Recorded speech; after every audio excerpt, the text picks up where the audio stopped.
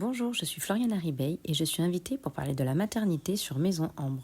Je suis psychologue du développement de l'enfant et de l'adolescent en France, j'ai 34 ans et je suis maman de 2 enfants, de 3 et 6 ans. J'ai écrit un livre qui s'appelle « Devenir parent ». Je voudrais aujourd'hui vous parler des émotions que j'ai pu ressentir en étant enceinte une première fois, puis une deuxième fois, puis en tant que maman. Et évidemment, ce que j'ai appris en devenant maman. Car la parentalité est un voyage merveilleux qui nous apprend beaucoup de choses sur nous-mêmes. Je vais naturellement commencer par la joie. Je me rappellerai toujours de la première fois où j'ai entendu le cœur de mes filles battre à l'échographie, de ce sentiment qui est né à ce moment-là. La révélation, un enfant était vraiment à l'intérieur de moi. Et mon mari était si heureux à entendre ces battements de cœur là aussi. Nous vivions ce moment à 2, à 3, à 4, avec la sage-femme qui nous accompagnait. Et c'était tout à fait formidable. J'ai ressenti ensuite un peu ce même sentiment lorsque mes filles sont nées et que je les ai tenues pour la première fois dans les bras, quand leurs regards se sont posés dans le mien et le mien dans le leur. Ça y est, elles étaient là et ce moment restera gravé à toute ma vie dans ma mémoire, je pense. Ce que j'ai trouvé assez formidable en étant enceinte, c'est le fait d'être parachutée à nouveau dans la petite enfance, dès la grossesse. C'est ce que Monique Bydlowski appelle la transparence psychique. Je le savais théoriquement, mais le fait de le vivre et de voir tous les ponts que l'on fait avec notre histoire dès lors que l'on atteint un bébé, j'ai trouvé ça vraiment extraordinaire. Je me suis souvenue de plein de choses que j'avais complètement effacées de ma mémoire. Et ces ponts-là, avec notre petite enfance, se rejouent tout le temps en fait quand on a un enfant et qu'il fait telle ou telle chose, qu'il s'émerveille devant des fourmis le matin en allant se promener. Nous revivons avec eux plein de moments très importants. Il y a quelque chose de spontané, de naturel avec les enfants et c'est d'ailleurs pour ça que j'en ai fait mon métier, car je trouve que cela est tout à fait exquis. D'ailleurs, lorsque j'ai passé une mauvaise journée, par exemple, ou qu'il y a quelque chose qui me tracasse, souvent un sourire de mes filles fait que, pouf, tout s'apaise et tout va pour le mieux. Est-ce que c'est magique ?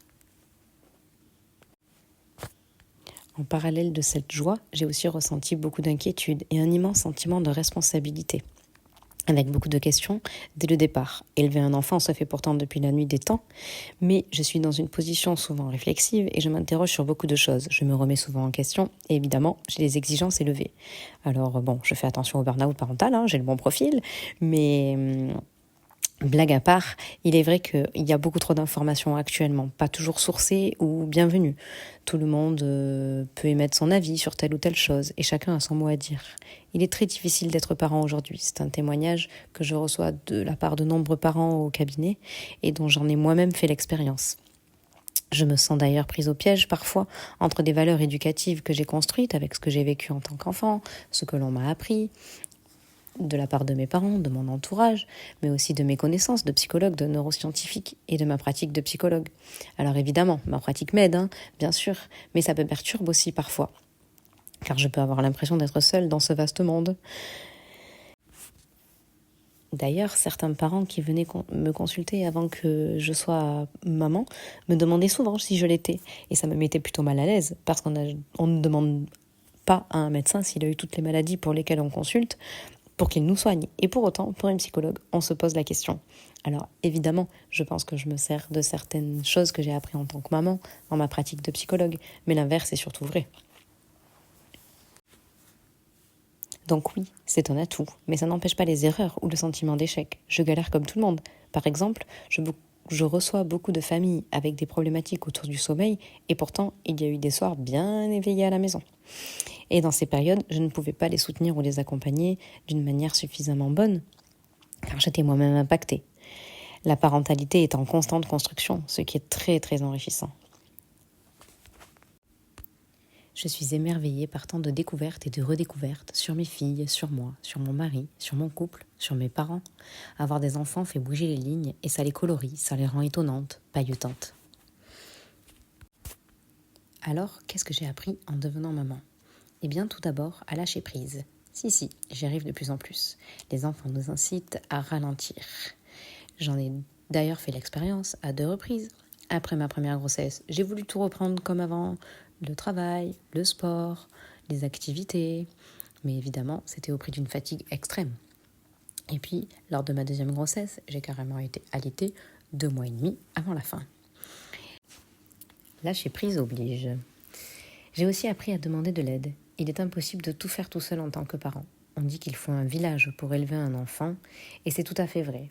Dans cette société, il est quand même encore un peu délicat de demander de l'aide, et pour autant, c'est tout à fait ok d'en avoir besoin. Un soutien pratique, mais aussi un soutien émotionnel, car on a toujours besoin de quelqu'un avec qui se confier, qui va nous donner telle ou telle expérience ou telle idée, qui va nous faire avancer. Et enfin, j'ai appris des choses sur moi, pas toujours très flatteuses, notamment que je suis un peu maniaque. Je me rappelle de ma première fille qui avait à peu près 1 an et demi, remettant tous les jours le tapis de la salle de bain à chaque fois qu'elle sortait de la douche. Et là, je me suis dit, il va vraiment falloir que moi-même je modifie mon comportement, car sinon, elle va devenir complètement toquée. J'ai aussi appris que j'étais parfois impertinente lorsque je lève les yeux au ciel quand quelque chose ne me plaît pas, et que ma fille, du haut de ses 6 ans, fait pareil maintenant. Alors, nous avons de quoi corriger nos façons de faire. Ça nous donne clairement un objectif. J'ai aussi appris que j'avais un niveau de patience très grand, mais que ça peut aussi être épuisant. Que j'ai plein de ressources. Ça va de l'accouchement, quelle prouesse quand même, cette force du corps et de l'esprit, et aux petites stratégies que l'on sort du chapeau tous les jours. J'ai aussi appris que j'aimais ma famille et qu'il était important de se recentrer sur des choses essentielles, comme la santé, les petits bonheurs de la vie. Les enfants nous recentrent et nous font grandir.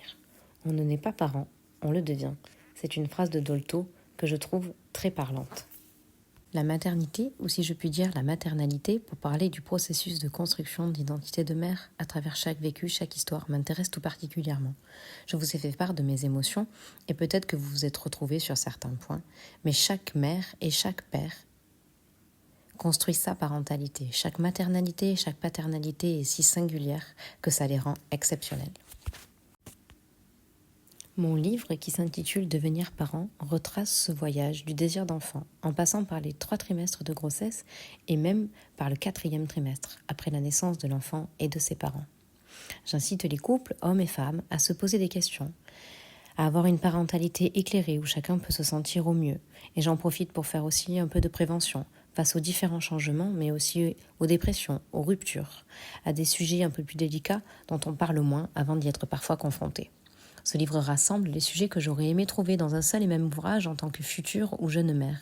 Il s'adresse aussi bien évidemment aux pères, trop souvent oubliés ou mis de côté dans les premiers temps.